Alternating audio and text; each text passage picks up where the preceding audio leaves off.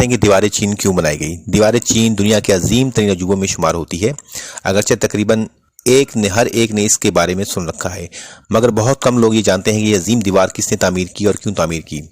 زمانہ قبل از مسیح میں چھوٹی چھوٹی ریاستوں میں چین بٹا ہوا تھا نا، ان ریاستوں میں اپنی اپنی سرحدیں کی حفاظت کے لیے بڑی بڑی دیواریں تعمیر کی رکھی تھیں۔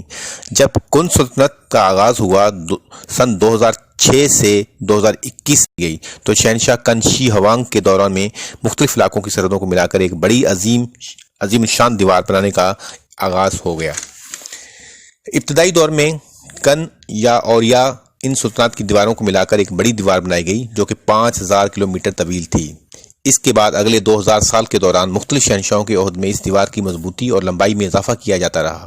آج نظر آنے والی دیوار چین کا بڑا حصہ منگ سلطنت نے 1368 عیسوی سے لے کر 1644 عیسوی میں تعمیر کیا گیا۔ اگر قدیم دور میں اس دیوار کا مقصد چین کو سلطنت منگولیا کے حملوں سے بچانا تھا، لیکن بعد میں اس دیوار نے ایک مشہور ترین سیاحتی مقام کی حیثیت اختیار کر لی اور آج بھی لاکھوں سیاح ہر سال اسے دیکھنے کے لیے چین کا رخ کرتے ہیں۔